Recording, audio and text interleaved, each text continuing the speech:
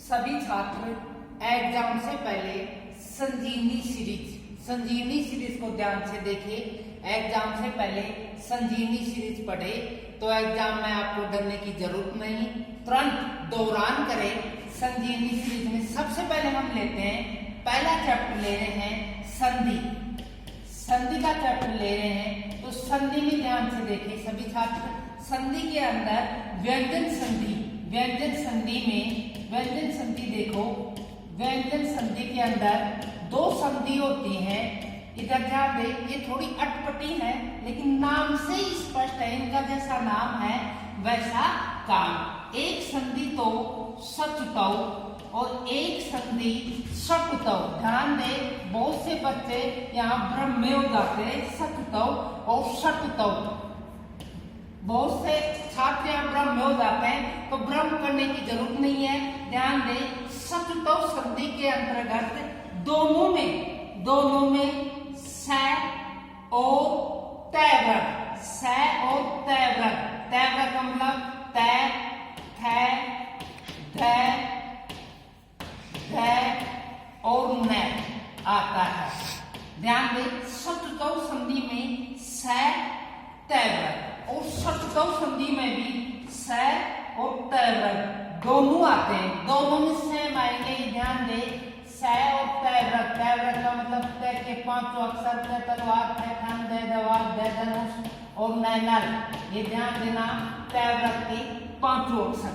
तो इनमें भ्रम करने की जरूरत नहीं है। सचुतौ में भी स और तैव्रत आएगा और सटुतौ में भी स और तैव्रत आएगा, दोनों में ये आते हैं। अब ध्यान दे, इसका तो नाम है सचुतौ और इसका नाम है सटुतौ। इसका सूत्र है स्तो सचुना सचु, स्तो सचुना सचु, इसका ये सूत्र है। ध्यान दे, स्तो सचुना सचु। तो सचुतौ का कार्य है स और तैव्रत और सटुतौ में भी स और तैव्रत। तो इधर ध्यान दे, स और तैव्रत आए, तो इसके स्थान पर, तैव्रत के स्थान पर, यहाँ तो ध्यान दे स के स्थान पर स सरगम वाला हो जाएगा और तैव्रत के स्थान पर चैव्रत हो जाएगा। च के पांचों अक्षर च, छ, जय और अणय। स्तो सचुना सचु, ध्यान दे, स्तो सचुना सचु, स और तैव्रत के स्थान पर देखो ये रहा स सरगम वाला स और ये चैव्रत ये रहा। तो करने की जरूरत नहीं है, स तैव्रत दोनों में कॉमन है, इसमें भी आएगा स और तैव्रत, इसमें भी स और तैव्रत आएगा। लेकिन सचुतौ का कार्य है, सचुतौ जो संधि है स के स्थान पर स, क्रम का ध्यान रखें। यहाँ पर इसे तैव्रत है और चैव्रत है, तो यहाँ क्रम का ध्यान देने की जरूरत है कि तै के स्थान पर आपको च आदेश करना है, थ के स्थान पर छ आदेश करना है, द के स्थान पर यह आदेश करना है, क्रम के अनुसार। बच्चों ध्यान दें, अगर क्रम से नहीं किया, मान लो तय आ गया और आपने अणय कर दिया आदेश, तो आपका गलत है। थ आ गया और आपने जय कर दिया, गलत है। क्रम के अनुसार तय आए तो च करे, थ आए तो छ करे, द आए तो जय करे, द आए तो ये करे, इस प्रकार से। और ये छ स्लेट वाला आए तो छ सरगम वाला आदेश करना है। समझ में आ गया ये? ठीक है, यहां तक देखो। अब हम लेते हैं सटुतौ। इसका सूत्र है सटुना सटु, इसका सूत्र है सटुना सटु। ध्यान दे, सटुना सटु। अब स और तैव्रत इसमें आ रहा है, स और तैव्रत इसमें आ रहा है। अब इसमें देखो स के स्थान पर, ये नाम से ही जैसा नाम वैसा काम, स के स्थान पर स षटकोण वाला आदेश होगा। स के स्थान पर स षटकोण वाला तैव्रत, तैव्रत के पांचों अक्षर आ जाएंगे। तै क्रम के अनुसार, मैंने बताया था ना, तै, इसके नीचे थ,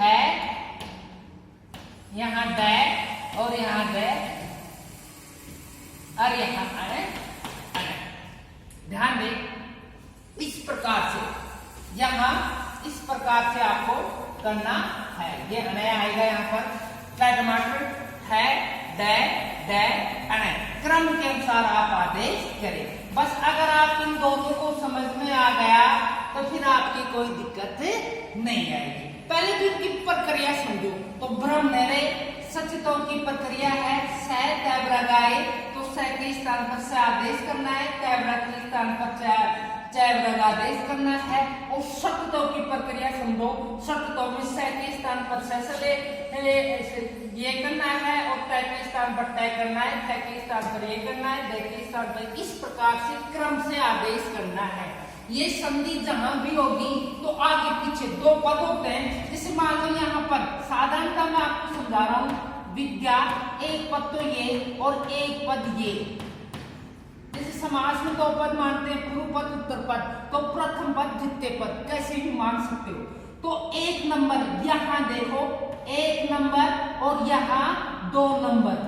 जब बहुत सारे एग्जाम उदाहरण आए पेपर में तो छात्रों के भ्रम में हो जाते हैं कि कौन सी संधि का उदाहरण है। ऐसी स्थिति में देखो पहचान करने के लिए 1 नंबर 2 नंबर, पहले पद के अंत में इनमें से कोई एक आए और दूसरा पद है उसके अंत में इनमें से कोई एक आए, तो कौन सी संधि हो जाती है? सचतोष संधि। सचतोष संधि कब होती है? इसके लिए 2 शर्त है, सभी बच्चे ध्यान दें। यहाँ पर इनमें से कोई एक आए, इसके बाद में 2 नंबर पर इनमें से कोई एक आए, आगे पीछे इनका योग होने पर सचतोष संधि हो जाती है। और सचतोष संधि का कार्य है स को स बनाना, तय को चय बनाना, इस प्रकार से बनाती है। इसका कार्य समझो, स स्लेट वाले को स सरगम बनाना, तय तलवार को चय बनाना, थन को ये बनाना, इस प्रकार से क्रम के अनुसार ये कार्य करेगी।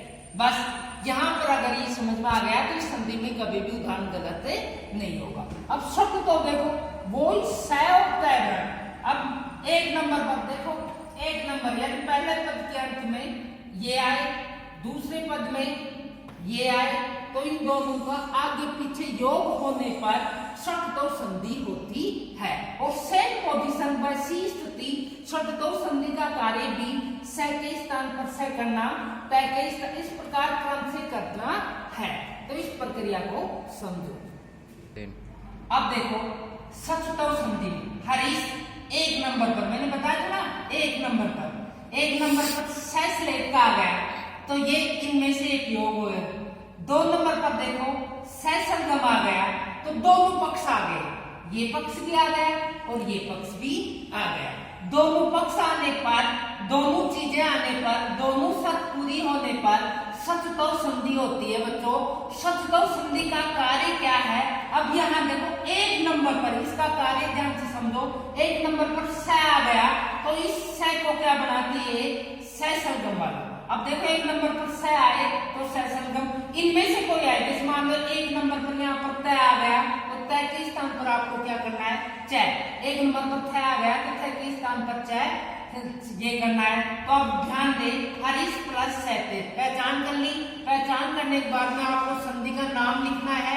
बोर्ड के एग्जाम में नाम लिखकर इसका कार्य करना है। ये कार्य क्या करती है? अर्थात बराबर देखो, अब इस स स्लेट की जगह स सरगम वाला आपको करना है। हलन युक्त करना है। हलन युक्त ऐसे भी लिख सकते हो या आधा स भी लिख सकते हो, दोनों सही है। हरीश सहते, या आप इसको ऐसे भी लिख सकते हो, हलन युक्त आधे अक्षर होते हैं, आधा स भी लिख सकते हो। इधर ध्यान दे, रामस स आ गया, दूसरी तरफ देखो टिकते, दूसरी तरफ ध्यान दे 1 नंबर पर तो ये आ गया, दूसरे नंबर पर ट आ गया, टिकते।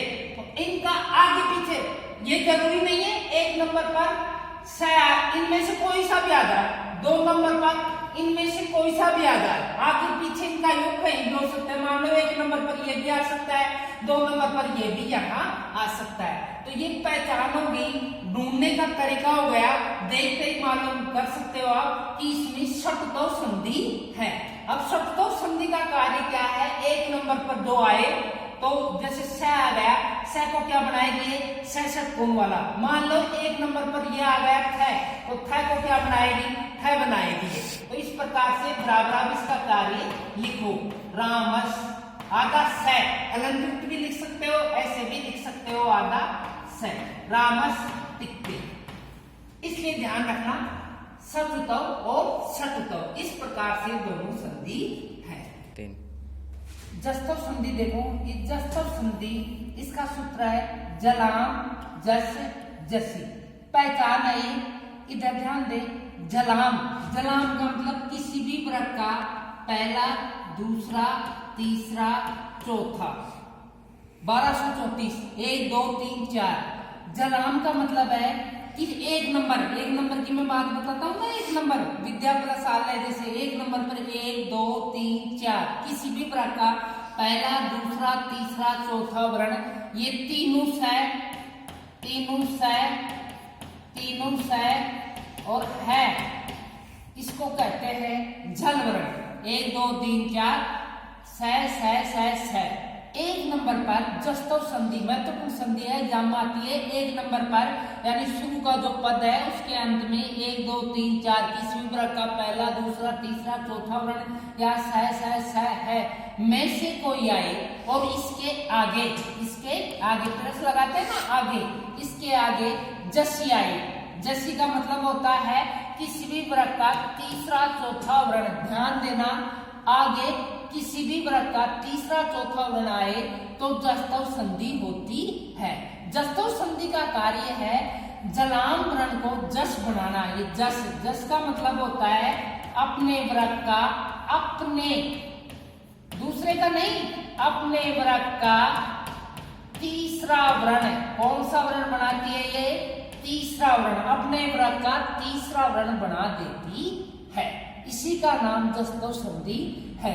यहाँ देखो बुद्ध प्लस दी। अब यहाँ देखो तय तलवार, थ थन, द दवार, द धनुष, चौथा अक्षर है, पहली शर्त पूरी हो गई। इसके आगे देखो जसी, किसी भी वर्ग का तीसरा, चौथा, ये भी चौथा है द धनुष, तो दोनों शर्त पूरी होने पर कौन सी संधि हो गई? जस्तव संधि। अब जस्तव संधि का कार्य है कि यह इस जल वर्ण को जस बनाना। अब यहाँ जो भी आए, जैसे ये द से धनुष है तो ये कौन से वर्ग का है? तय वर्ग का है, तय वर्ग का चौथा अक्षर है, तो ये जस अपने वर्ग का तीसरा बनाएगी, तो तय तलवार, थ थन, द दवा। ध्यान देना उसी वर्ग का, ये नहीं है जैसे द धनुष तय वर्ग का है और आप कै वर्ग का बना रहे हो, नहीं, उसी वर्ग का, अपने वर्ग का। जैसे ये तय वर्ग में है तो अपने वर्ग का तीसरा अक्षर क्या हो जाएगा? यहाँ पर, यहाँ ध्यान दे, तीसरा अक्षर हो जाएगा तय तलवार, थ थन, द दवार, हलन युक्त है तो यहाँ द दवार, ये जस्तव का कार्य हो गया। आगे जो है वो ऐसे की ऐसे लिखना है। मान लो आप इसको ऐसे भी लिख सकते हो या इसको ऐसे भी लिख सकते हो, इसको ऐसे भी लिख सकते हो, ये आधा अक्षर है, ऐसे भी लिख सकते हो। तो ये है जस्तव संधि। अब इसके बाद में देखो, जस्तव संधि के बाद में देखो, इसमें एक नोट है, ध्यान दे, इसमें एक नोट है। नोट 1 ये तो क्लियर हो गया।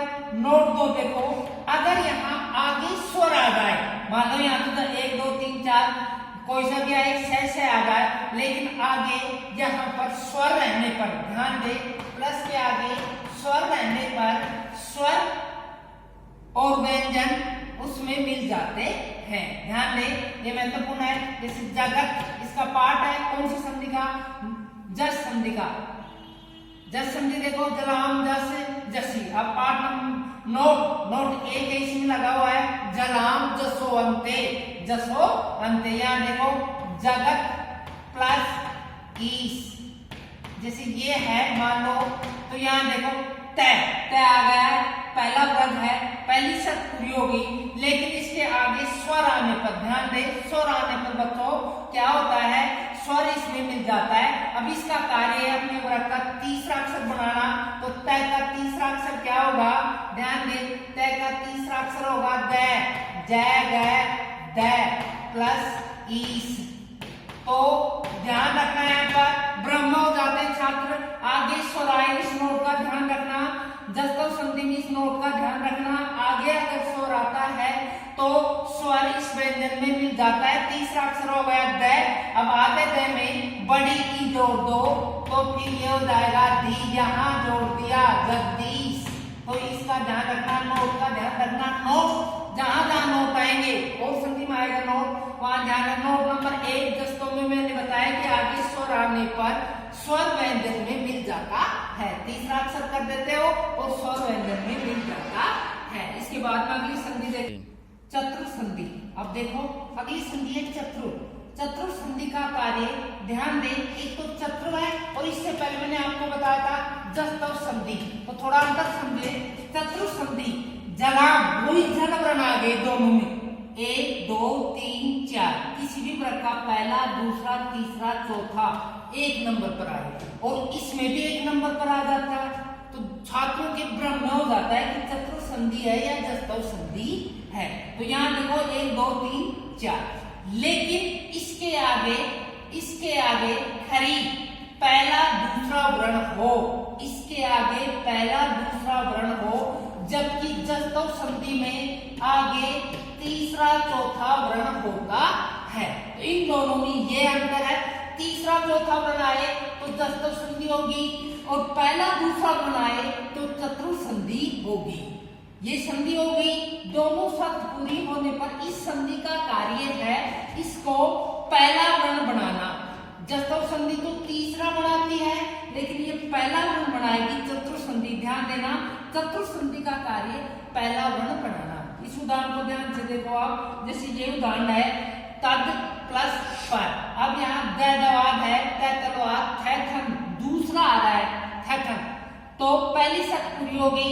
उसके बाद में देखो 1 2 पैवरक का पहला आ रहा है, जबकि जस्तव में तीसरा चौथा आता है, लेकिन यहाँ पहला आ गया। पहला आते ही कौन सी संधि होगी? चतुर संधि होगी। अब चतुर संधि का कार्य है, देखो चतुर संधि का कार्य है यहाँ पर पहला वर्ण बनाना। अब दैदवाद है तो कौन सी वर्ण की है? तय वर्ण की, तो यहाँ पर तय, इसकी जगह क्या आ जाएगा? आधा तय।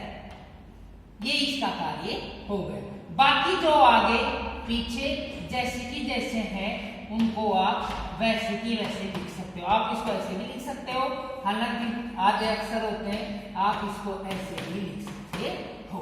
तो इसी का नाम चतुर संधि है। ध्यान देना, चतुरों में और जस्तों में बहुत से छात्र भ्रम में हो जाते हैं, लेकिन यहाँ आगे यहाँ तीसरा चौथा आता है इसमें, और इसमें आगे पहला और दूसरा आता है। इस प्रकार से अगली संधि देखो, अनुस्वार संधि। अनुस्वार संधि अगली संधि है अनुस्वार संधि। इसका ध्यान रखना, बिल्कुल सीधी संधि है। देखो अनुस्वार संधि है, इसमें क्या है? पहली शर्त है पद के अंत में मैं आना चाहिए। शुरू में क्या आए? पद के अंत में मैं आए।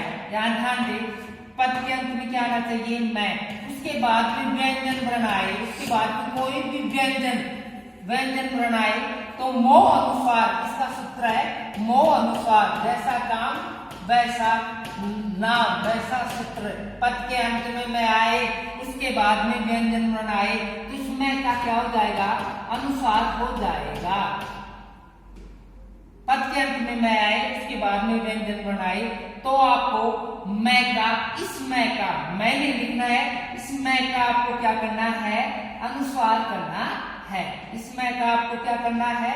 अनुस्वार करें। अब मैंने लिखना है, मैं की जगह अनुस्वार बिंदु लगा दो, ये बिंदु है, ये बिंदु लगा दो मैं क्या, और आगे जो है वो ऐसे की ऐसे।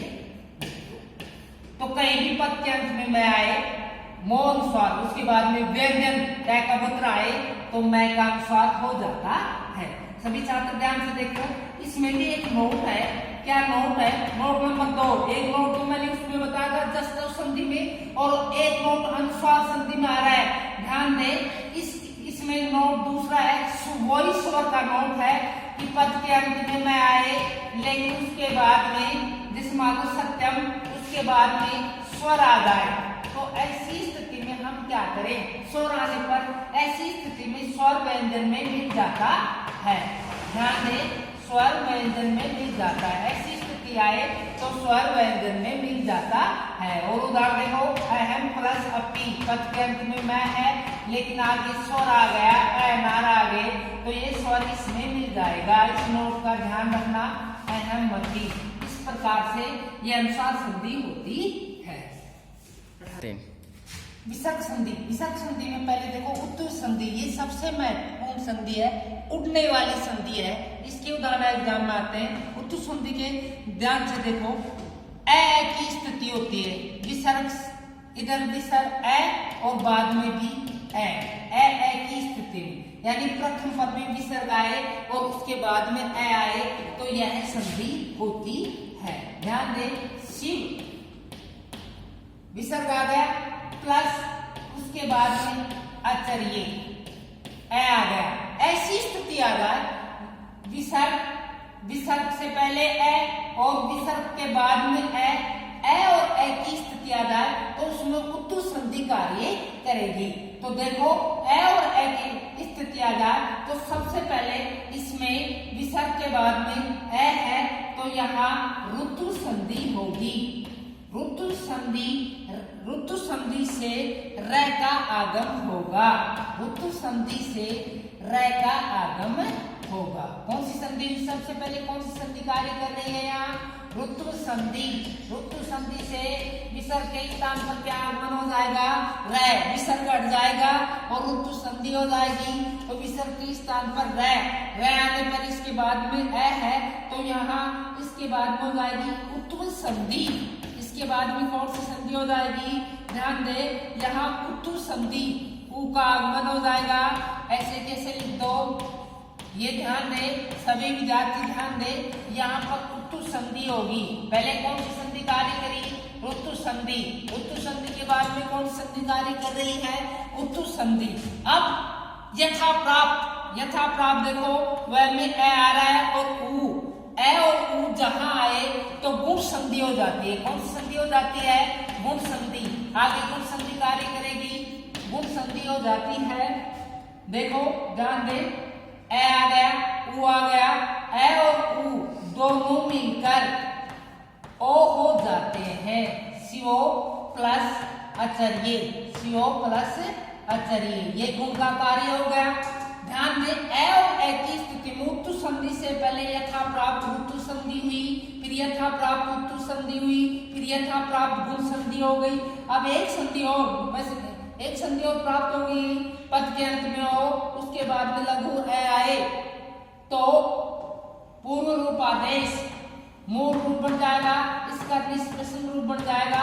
पूर्व रूप एस की तरह हो जाएगी। पूर्व रूप आदेश संधि का प्रकार है शिवोच्चर्य, तो इसका जो निष्पन्न रूप है वो शिवोच्चर्य बनेगा। तो ध्यान दे, उत्तुर संधि के उदाहरण बहुत से एग्जाम में आते हैं। ए और ए की स्थिति हो, जैसे विसर्ग, प्रथम पद में क्या है? विसर्ग। छात्रों ध्यान रखना, शुरू के पद में अगर विसर्ग आता है तो विसर्ग संधि होती है। और ए और ए की स्थिति हो, जैसे विसर्ग से पहले आ गया